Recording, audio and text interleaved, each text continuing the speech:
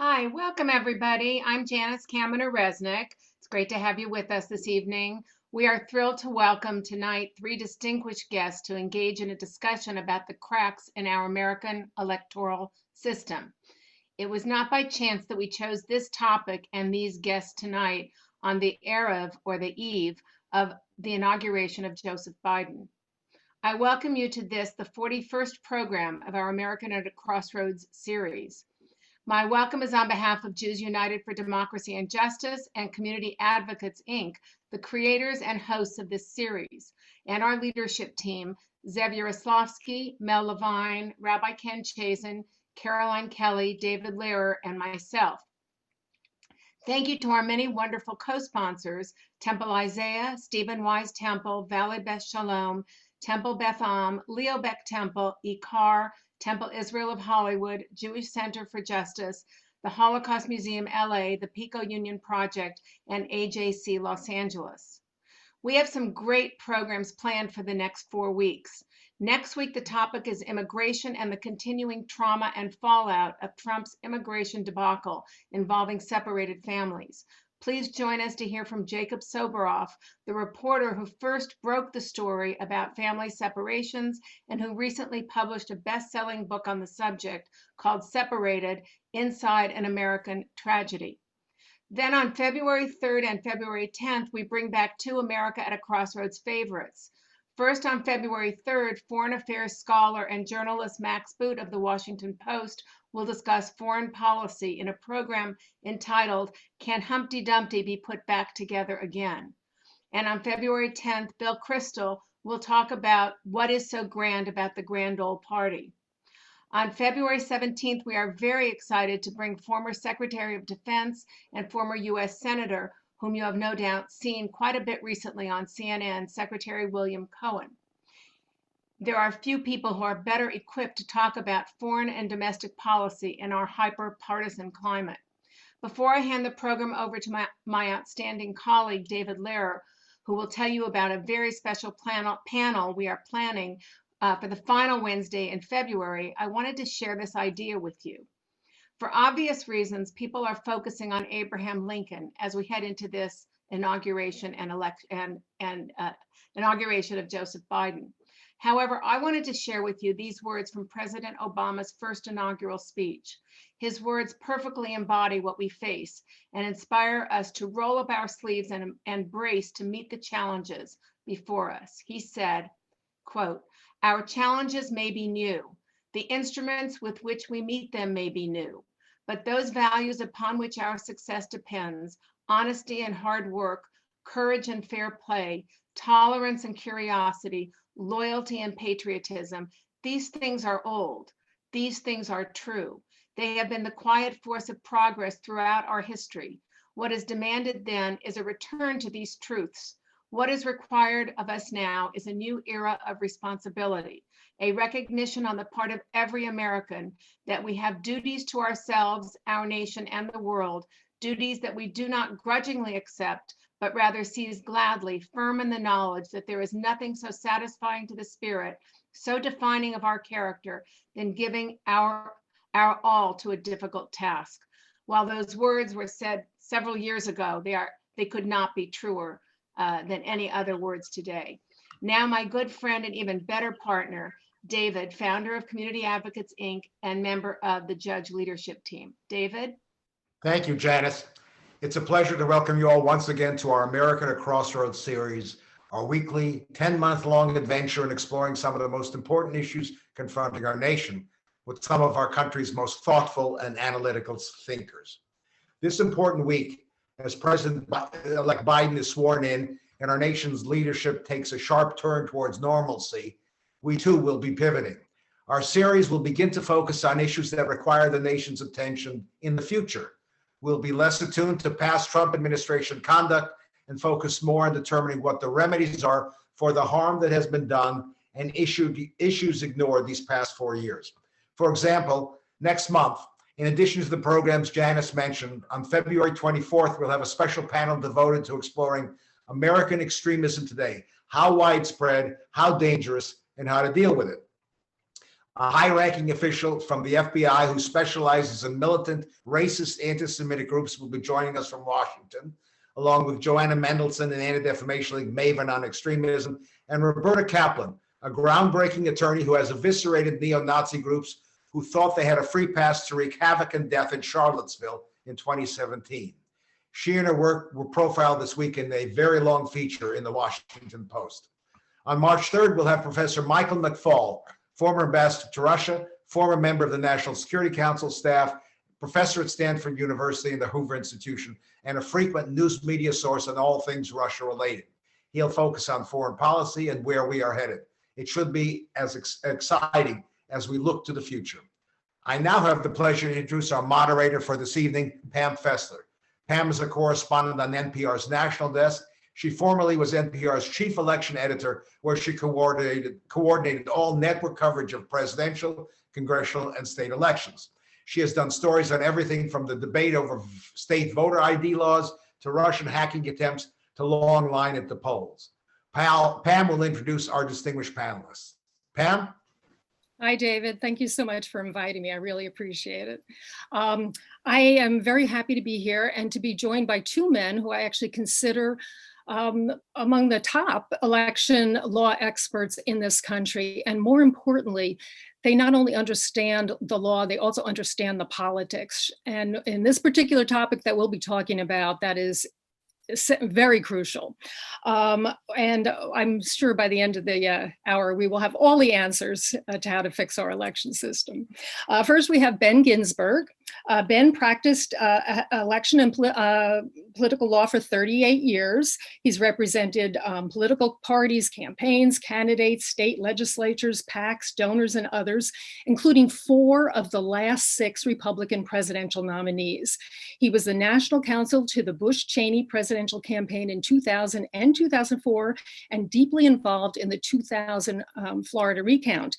He also served as the co-chair of the bipartisan Presidential Commission on Election Administration, which was established after the 2012 elections. And I don't know if you recall, at that time, long lines were the big issue. And President Obama, in his acceptance speech that night, said, we need to fix that. And he appointed this commission, which spent a whole year trying to come up with many recommendations on how to improve the election process. And I don't know if Ben doesn't remember this, but the first time we spoke, I interviewed him at the opening of the very first meeting of that commission. I was one of, I think, 2 reporters who were there at the time, because at the time, nobody really cared that much about how elections were run. So a lot has changed. Ben was a partner at Patton Boggs law firm for 23 years, more recently at Jones Day. He's now gone on to lecturing, being a CNN contributor, writing op-eds, and as some of you probably know, in this past election, he was one of the more prominent GOP voices who was disagreeing on air and in print with President Trump's assertion that voter fraud is widespread. So welcome, Ben. And our second panelist is Rick Hasen. Rick is the Chancellor's Professor of Law and Political Science at the University of California, Irvine. He has written and commented extensively on election law and campaign finance regulation over the years. He's written hundreds of articles, and anybody who knows him does not think that Rick ever sleeps. He also runs the highly respected election law blog, which as a journalist is the first place you go if you want to find out what's the latest, what's going on with election law and what's breaking, what are the latest decisions, and all these, especially this past year, all the cases we've had. In 2013, he was named one of the 100 most influential lawyers in America by the National Law Journal. Recent years, I'm sure you've seen him quoted numerous places in the media. He's been, this past year, he was CNN's election law analyst. He's also the author of several books, and the latest came out last February, and it was very aptly titled Election Meltdown, Dirty Tricks, Distrust, and the Threat to American Democracy. And Rick and I started out the year in a small bookstore in Washington, DC. This is pre-pandemic. talking about his book and all his dire predictions about what could actually happen to our election system. And quite frankly, a lot of them seem a little quaint now. His predictions were not dire enough, unfortunately. So I want to welcome Rick as well. Rick and Ben, thank you for joining us. Okay. I actually can't see Rick, but, I'm here. Okay, there you are. Okay, there you go. Anyway, so gentlemen, I guess the first thing I'd like to ask you about, this election was, as we all know, absolutely extraordinary. And the American public just really watched in real time how there was this unprecedented assault on our election system and challenges, that nobody really anticipated. First we had the pandemic, where election officials had to, completely overhaul the way they were running this election, sometimes within, weeks, and certainly within months. And then, of course, you had this wave of disinformation by the president and his allies about the voting process. And all of this revealed a number of weaknesses in our election system. And I would like each of you to tell us what you saw as the biggest vulnerabilities that were exposed this year that you think it's very urgent that we fix. And maybe Ben, you could go first. Sure. Well, thank you very much for having me here. It's a great pleasure to be on with both you and Rick, who we certainly have known each other over the years. And it's good to be able to discuss this subject that really does need a lot of discussing. So the assault on the election system this time should not hide the fact that this was also record turnout. More people voted this time than in any other election, really by far. And that's a tribute to the country and to Americans overcoming the problems of the pandemic and the assault on information. So the bottom line is we actually came through it, and will officially come through it at noon tomorrow, with the installation of a president, despite all those obstacles that were placed in the way. So the truth is, I think the laws held up pretty well. The courts did what they were supposed to do. Election administrators did what they were supposed to do. There were some elected officials, especially at the congressional level, who probably need to rethink some of the votes that they took. But what all this exposed, I think, is a vulnerability that despite all the laws that we can put in and the norms of the way we run elections, it is possible for individuals to act badly and to cause real damage to the institutions. But again, the important thing in the human vulnerability that I think was at the root of this is that we can improve the laws, we can improve the norms, and hopefully the American public will learn the lesson of this and improve the people involved as well. Rick? So I'm kind of two minds in answering this question. On the one hand, I feel, as Ben said, that there's so much to be in awe of and so much to be grateful for in terms of how this election was actually run. I see the real heroes here being the election administrators and the poll workers who were able to create a situation where people could vote safely in various ways during a pandemic. That was true across the country. Higher turnout didn't necessarily mean Democrats won. Look at Texas, where higher turnout meant Republicans won. It was win-win for the democratic process. There were very few reports of irregularities. I was actually shocked at how few reports of any attempted fraud actually were. I didn't think there were going to be widespread successful attempts at fraud, but I thought with all this attention and so much polarization, we'd see something. It seemed like maybe the cleanest election that I've observed in 25 years of closely watching how American elections are run.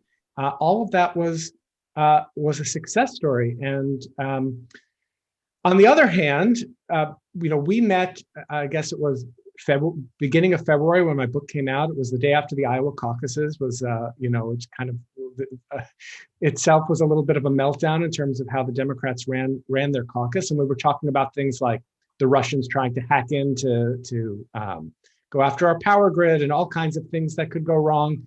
But we knew early on that President Trump presented a unique challenge to this election. Back in February, I convened a conference at UC Irvine called "Can American Democracy Survive the 2020 Elections?" And we didn't mean that rhetorically. That was something we were very seriously concerned about. And we issued a report, a cross-ideological, multidisciplinary group, and we were concerned about the peaceful transition of power. And in the end, what we saw was tremendous pressure by the president on a variety of election officials and elected officials, from the governor of Georgia, who turned out, even though I'd been very critical of Brian Kemp for things he'd done in the past, turned out to be a voting rights hero. He resisted the pressure that President Trump put on him. The Secretary of State of Georgia, also a Republican, who was asked to manufacture 11,780 votes to try and flip Georgia. All the state legislators who refused to convene and put in alternate slates of electors. Though even the canvassing board members in Michigan that nobody knew of before this election, who were put under pressure to try to flip election results. All of that is a success story in terms of our, as Ben said, our laws holding up. And yet you had 150 members of Congress, senators and members of the House, all Republicans, who voted to sustain objections to the counting of votes from Arizona and Pennsylvania, even though there was no proof of any kind of fraud or irregularity that could have flipped the election results. And this was after an unprecedented insurrection of violent assault that ended up killing 5 people, including a Capitol police officer. This terrible attack, one of the worst things the American Capitol has seen in terms of political violence in the nation's history. And yet they still voted to do this. And the grip of Trumpism and the continued big lie that this election was marred by fraud, millions of people believe it. And we're now in a situation where it's not just the rank and file of members of the Republican Party, but also leadership. The fact that you could have so many members of Congress, this makes me worried that even if we fix the holes in our election laws, which both Ben and I have suggested to take away some discretion from some of these actors, we're in deep trouble if the rule of law is not going to be followed. Those who had the power actually complied with the rule of law. Maybe these were cheap votes because they knew they weren't going to change the outcome of the election, but it was still a very dangerous precedent.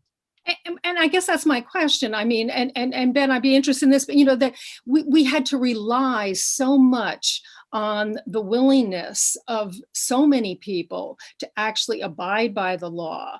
It was it seemed like we were on a very thin line between making the election work as it was supposed to versus everything collapsing. And I think you even wrote that, in the op-ed you wrote last month. You said the country was lucky that President Trump and his re-election campaign were so inept.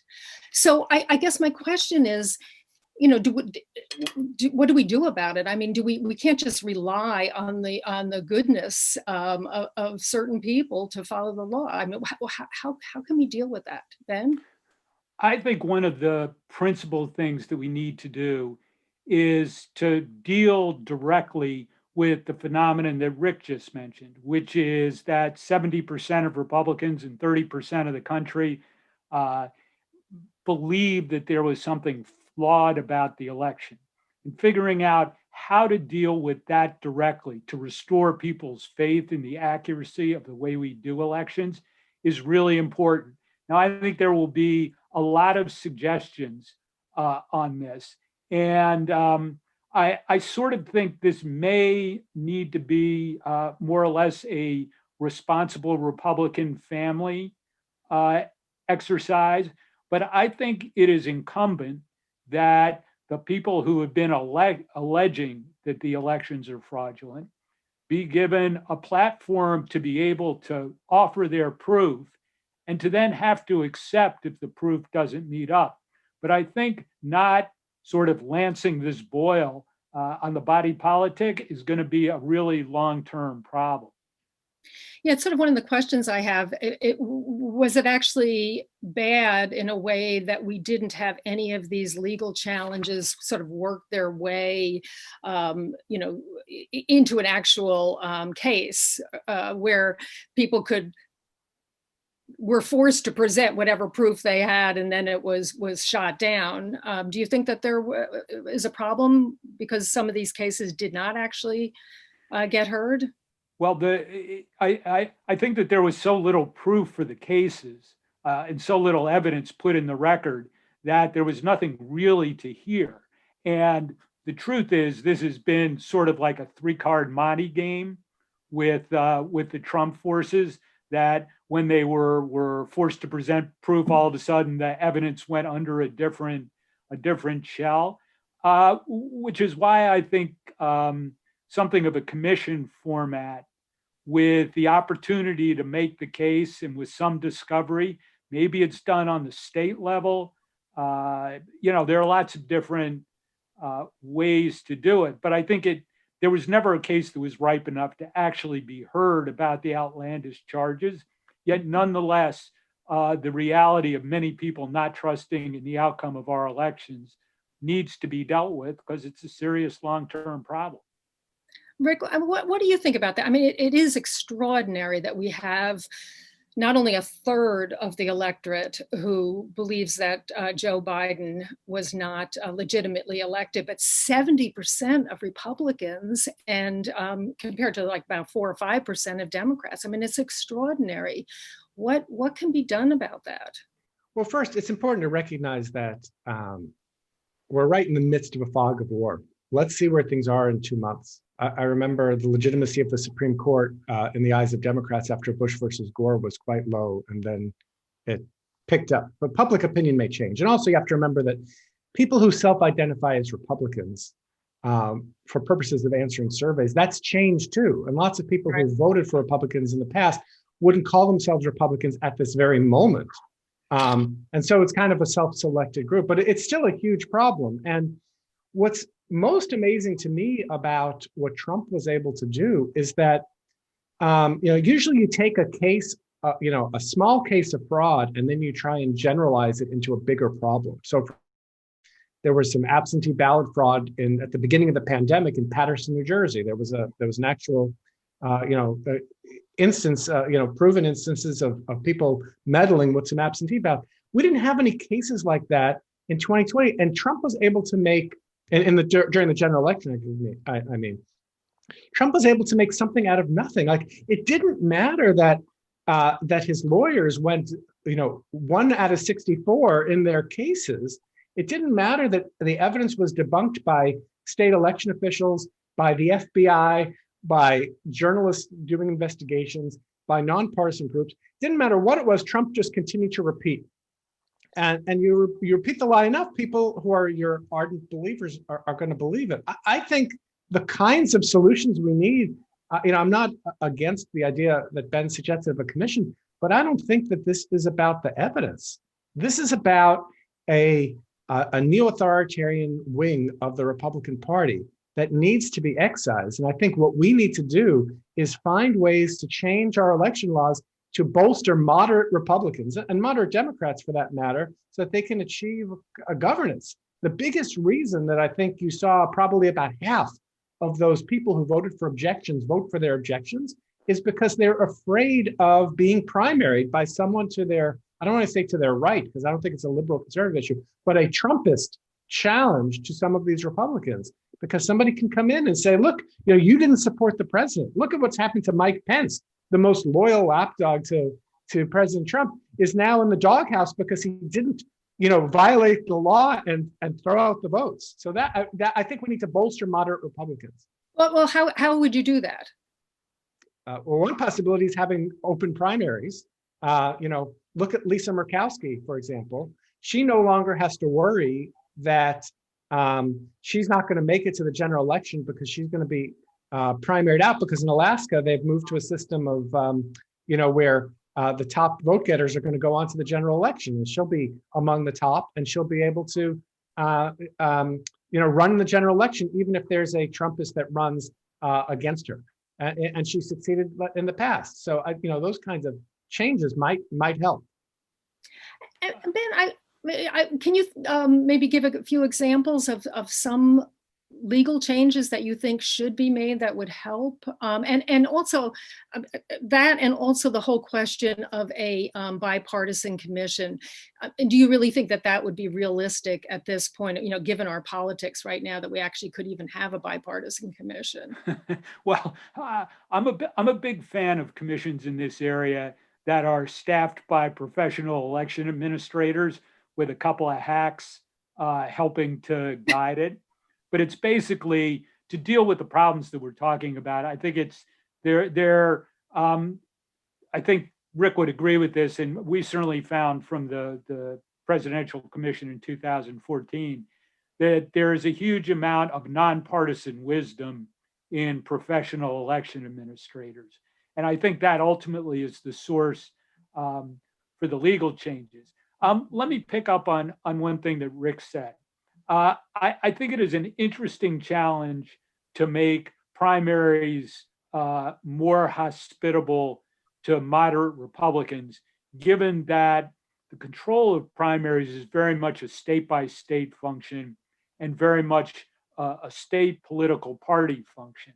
And so I'm not sure how fertile that territory is, that you may be able to achieve it in states with democratic governmental control, but I think in states where either the party gets to determine its primary or convention status, or a state that's won by Republicans, that's unlikely to occur. What worries me about the distrust of the accuracy of our results is that there is another election in 2 years. And what worries me the most about the Trumpian approach to this election is that it is sort of a game plan to perpetrate the big lie and just run with it. And that's why I think that the platform to make people produce the evidence that says that there was really fraud is the quickest way to burst the bubble. And I certainly don't, I think Rick's ideas are interesting, but I think given the fierce federalism of the country, hard to achieve. Let me if I could just quickly respond. 2 ways that these changes could happen, although 2 years might be too quick. One is through initiatives. So in a number of states like Alaska and Michigan, they've adopted election reform by initiative, getting around state legislatures. So that's a possibility. The other is that Congress has broad powers to regulate congressional elections. Under Article 1, Section 4 of the Constitution, state legislatures get to set the rules for congressional elections subject to congressional override. And so I've written, I want to see Congress blow up the filibuster for voting reform and pass see, Ben and I won't agree on everything, and pass national nonpartisan redistricting commissions be required for drawing congressional districts. Congress totally has the power to do that. Whether it's wise or not, we can debate. But Congress could also require certain forms of primaries, including nonpartisan primaries. And the Supreme Court has said that you can have, as long as you don't call it a partisan primary, you can create a top 2 or a top 4 primary. I think Congress would have the power to do that for congressional elections too. Congress could even potentially use multi-member districts to draw congressional elections. There's lots of things that Congress could do. Now, in a 50-50 Congress, the chances of this happening are very small, but I don't want to pretend that, this is a problem of political will. This is not a problem of lack of power to be able to make a change. In the real politics scheme of things, as Rick noted, it is a 50-50 Senate. And while I think there are growing fissures within the Republican conference, nothing will unify Republican senators more than the federal reforms that Rich is suggesting. And it will come at a price of all the other things that Joe Biden needs to peel off a couple of Republican senators for. So you just don't see that happening at all? No. Back to on the confidence thing, I guess when you're talking about having to, really try and make the case to the American public, there was no fraud. There's no validity to any of these assertions, and that this, as you say, was an incredibly well-run and fairly secure, fraud-free election. But we had all that, we had the Department of Homeland Security had its rumor control site, trying to correct a lot of the disinformation. You had the secretaries of state, you had election officials, you actually had, I think the media did a good job this year too, trying to clarify what in fact was happening and wasn't happening, but it just didn't stick. I mean, there was this big group of people, they just don't want to believe the facts or the evidence. They have this conception of what happened in the election, and I still feel like we haven't talked about how that can be addressed. I mean, what can we do about that? I mean, it almost seems to me like it's gone beyond the election and election law, that it's sort of a broader challenge. Well, I think Rick's point about letting the dust settle, and because we're in the fog of war, is absolutely right for the angst about all of this. I mean, so much of that feeling that you described is attributable directly to Donald Trump. And the truth of the matter is that with him out of office, deprived of a Twitter feed, and with the contrast you began to see today with Joe Biden and the way he conducted himself, that within the next 2 or 3 months, what you are going to see is, I think, a diminution of Trumpian power, right? The COVID crisis is going to be approached in a whole new, different way that I suspect we all think is going to be more productive. The economy, the Trump economy, that's in deep trouble now, is going to improve if Biden can get through the stimulus package he wants, and the list goes on and on. And so a lot of the web that Donald Trump has managed to weave over the electorate that you so rightly described, Pam, is, I think we need to look at 2 or 3 months and see if the situation is quite as dire. Do you agree, Rick? Well, I think the biggest factor that is going to cause the diminution of voter fraud conspiracies is the lack of the Donald Trump megaphone. I think Ben's exactly right on this point. And, we have to grapple with, and this is the topic of the book I'm writing now, we have to grapple with the fact that how much power Twitter and Facebook now have over American democracy.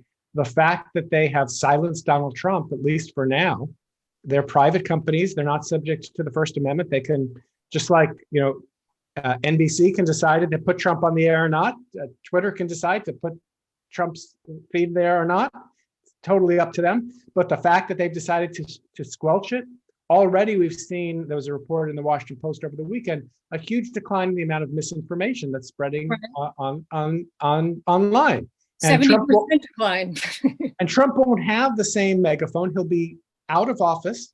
I mean, the other step, I don't know where Ben stands on this.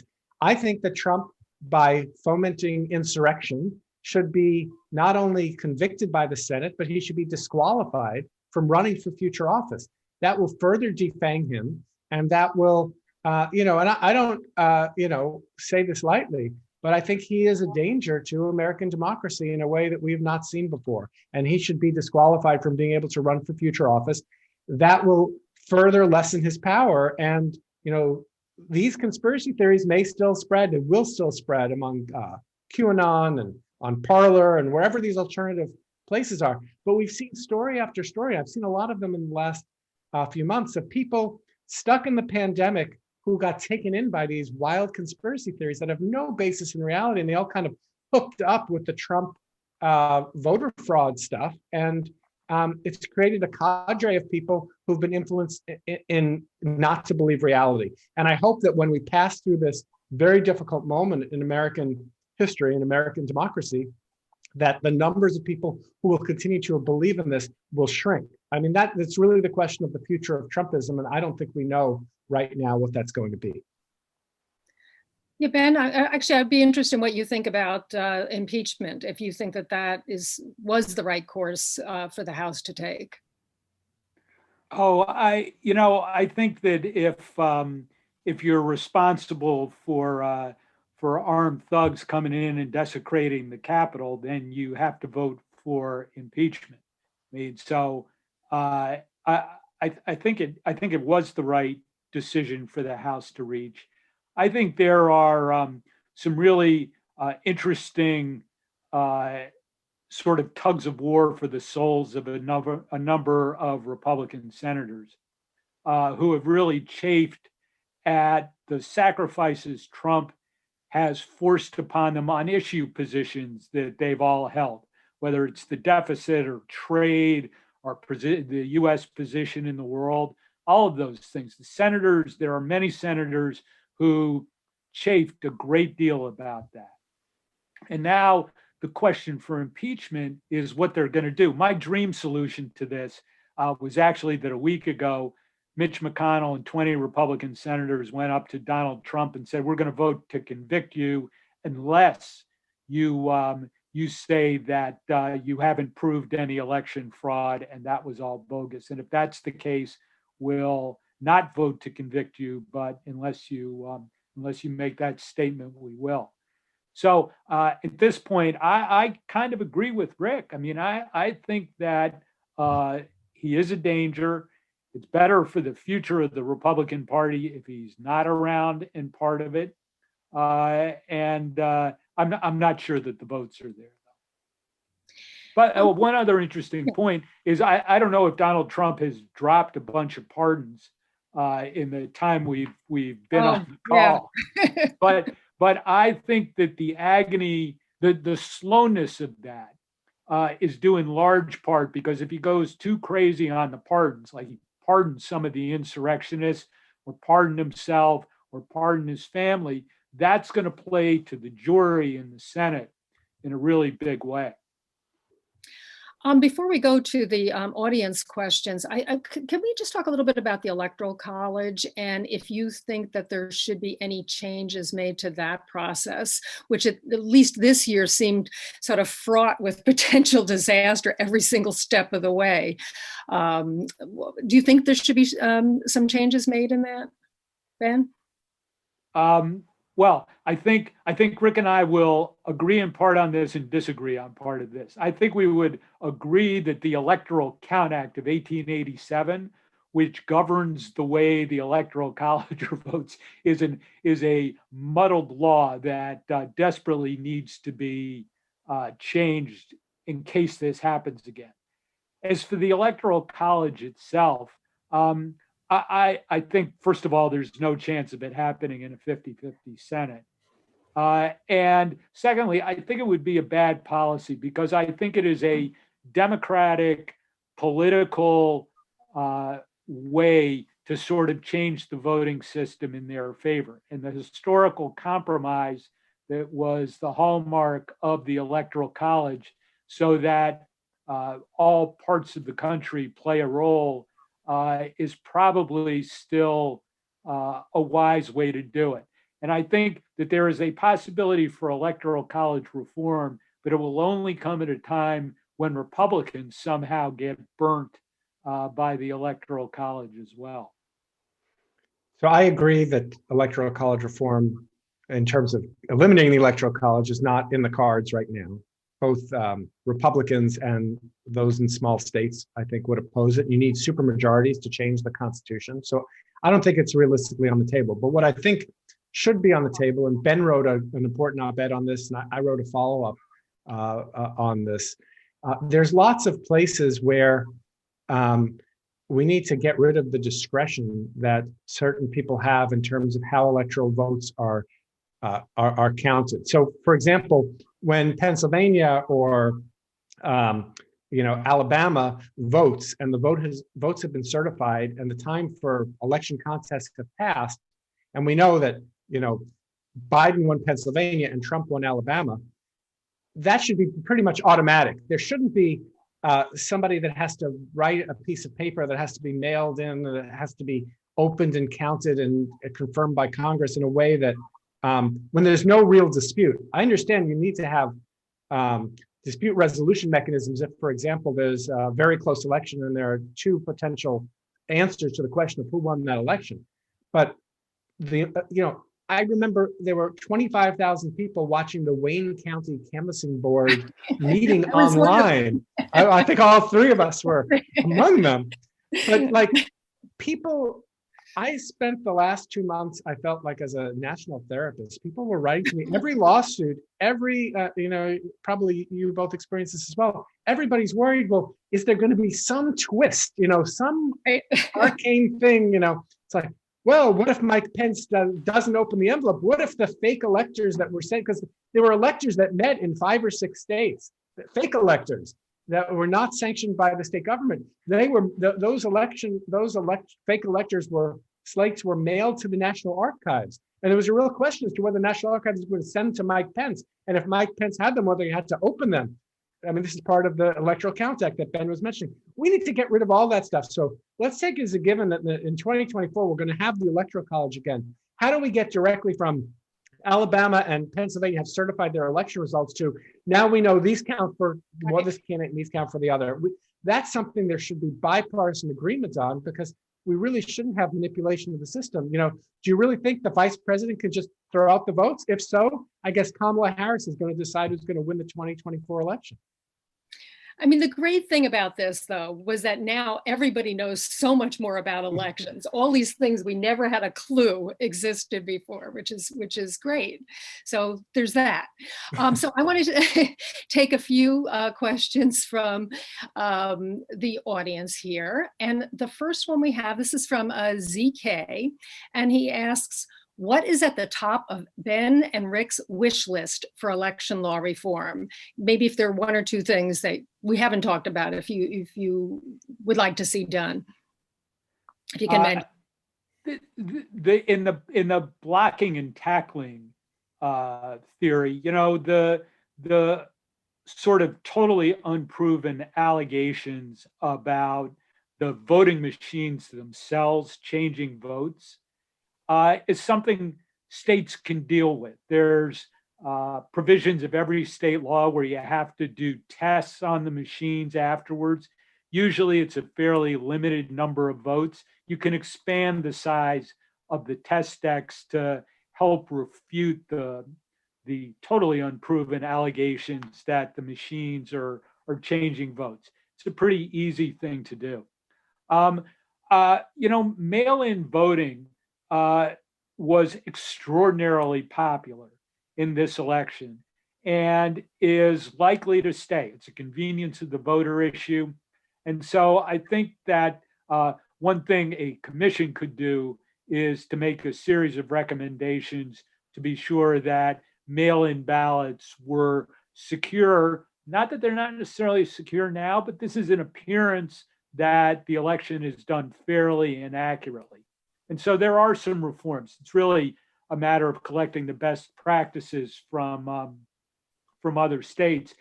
And my all-time sort of favorite is that we have somewhere over 10,000 different jurisdictions in the country with responsibility for the casting and counting of votes. And so truth is, there are inconsistencies within states. And I believe that states can consolidate and be more uniform within them. It doesn't raise the problems of federalism that would come from national legislation, but it would make the administration of elections and the counting of ballots within states much more consistent. Rick? So I think we can think of these as kind of fitting in 3 buckets. So we've talked about 2 of them. One is, what can we do to streamline this discretion that election officials have, like the Wayne County Canvassing Board? Number 2, what can we do to increase voter confidence and efficiency in the process? Those are things that Ben talked about, like risk limiting audits to make sure that votes are properly counted. But the third thing I think is federal protection of voting rights. So let's just talk about Georgia for a second. Biden won Georgia, and the 2 Democratic Senate candidates just won Georgia. And Georgia election officials stood up and said these were fair elections. But now Georgia legislators are saying voting's a little too easy in this state and it's hurting Republicans. And so let's roll back absentee balloting. Let's make it harder for people to vote by mail. And I think we're going to see a lot of that retrenchment in places where, which is not true everywhere, in places where large turnout helped Democrats. You already see this attempts in Pennsylvania and Wisconsin as well, but their Democratic governors would likely block it. I'd like to see federal legislation, something like the John Lewis Voting Rights Act, that will restore preclearance to states with a history of voting discrimination, racial discrimination in voting, as well as expanded voting opportunities across the country. It doesn't have to be by mail, but early voting opportunities. I think everywhere it should not just be election day. And one more thing, I think if New York were a southern state, there would be protests in the streets over voter suppression. New York is one of the worst administered states in the country right now. I mean, Pennsylvania used to give it a run for its money, but it's gotten a lot better, I think, because of all the attention as a battleground state. But there's a race going on in New York. I don't know if you've been following this, the New York 22nd congressional race, where I think they're separated by 12 votes right now. And it's just the story after story of how poorly that election was run. It's a disaster. And there are still places like that. And that stuff needs to be fixed. Yeah, just imagine if New York was a Republican state, Rick. Absolutely. Yeah, it's really should be a national embarrassment, but it doesn't get the attention because it's not a competitive state.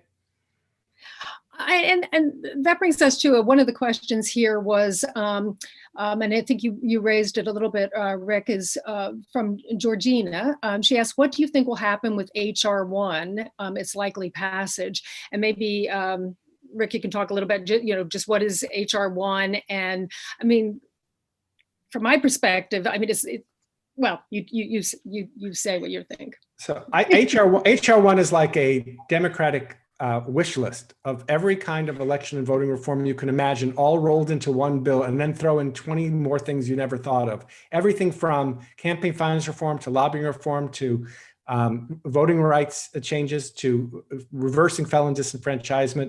It's become kind of a rallying cry for Democrats. And just today, the Senate passed, the Senate was introduced in the Senate S1 for the People Act, which is, I haven't had a chance to read it yet, but a Democratic sponsored analog on the Senate side. It's a wish list. If the filibuster continues to be used, it is dead on arrival. This is why I favor more pinpointed voting reforms. I would favor, for example, focusing on John Lewis Voting Rights Act in particular, rather than HR 1 as a whole. It was a great thing for Democrats to do in terms of messaging as a contrast to Trump, but I think it's the kind of package that's going to have really strong opposition in the Senate. And, as it stands, and, there's no way it's going to get through the Senate unless the filibuster were blown up for it. And even then, I don't know that it would pass because you've got some Democrats who are going to see some things in it that they're not going to like. I would totally agree that it is really unlikely to pass the Senate. It is another one of those bills that would unite Republicans and bog down the chamber. And so the non-democratic election law wish list that Joe Biden has as an agenda would get really clogged up if they move S1. And I might also say that one of the more prominent parts of the bill is taxpayer funding for campaigns, and the notion that incumbents are going to vote to use taxpayer dollars to fund their own campaigns, as opposed to using those dollars for COVID relief or economic stimulus or feeding the hungry, is, I think, probably not a vote Democratic leadership is ultimately going to want to take. And actually, can I ask you about another thing and something we really haven't talked about yet? I mean, elections are run by thousands of local election officials, many of whom are underpaid, overworked, underappreciated, and this year, this past year, were exposed to death threats. And there's a sign that a lot of them are leaving and retiring. And the question is, who are we going to get to take these jobs? And these are the people who actually make our elections function. And quite frankly, some of them were on the front lines of defending against all of these attacks that we had this past year. So what do you think needs to be done to address that, to make sure that we have people running these elections?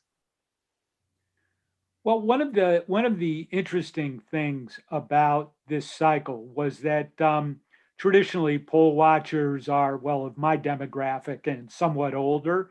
And in the time of COVID, a lot of them didn't want to do it.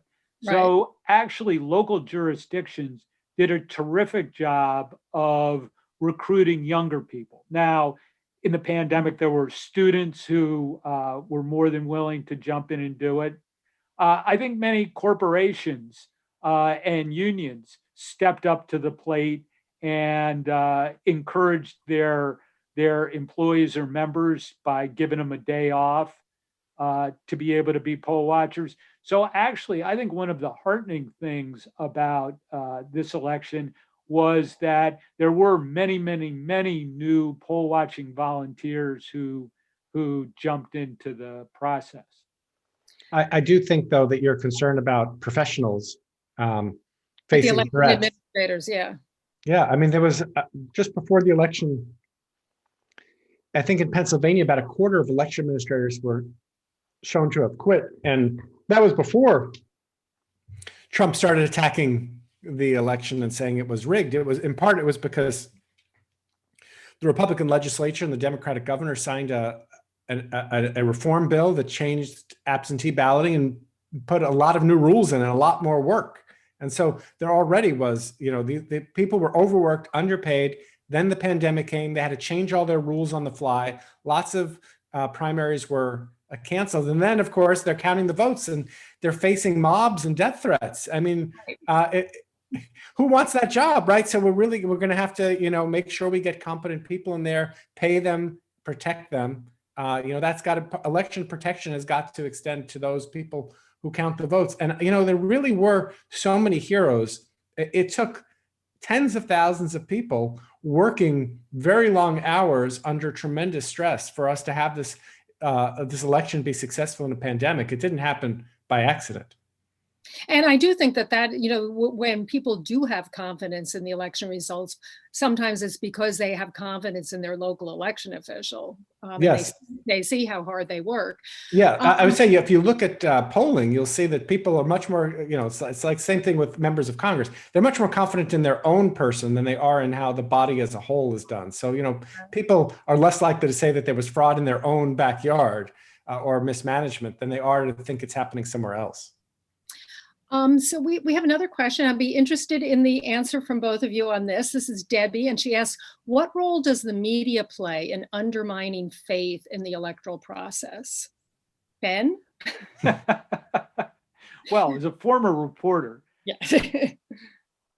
Look, the problem I think that generates that question is the way the media is perceived as ideologically split, that Republicans don't trust many media outlets and Democrats don't trust fewer but enough media outlets. So, I mean, to me, this goes to the ideological diversity of newsrooms.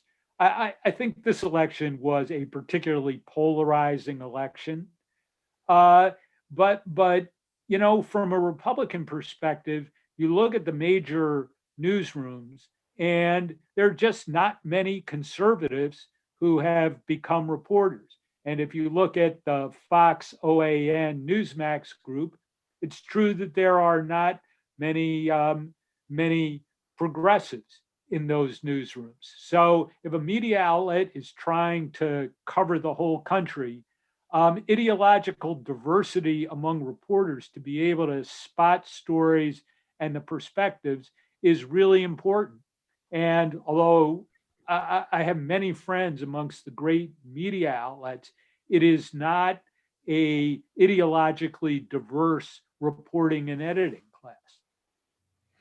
So I would say that question was kind of loaded in using the word undermining. I would say that the media did overall a very good job in this election season.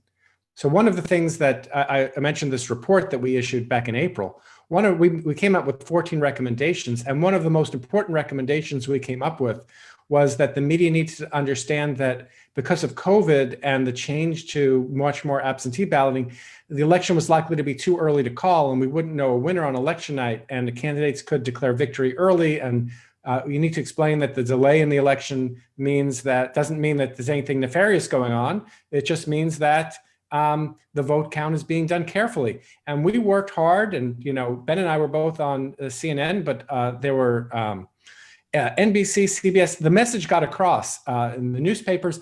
This message was out there, and there were so many stories on get ready for election week. I think you did some of those stories, Pam. Yes. And that message really helped prepare the public. And we know now from some inside reporting that if Fox News had not called Arizona for Biden, Trump was ready on election night to declare himself the winner based on the early returns. You may remember it was not until the Saturday after Election Day before the news organization decision desks were ready to call the election for Biden.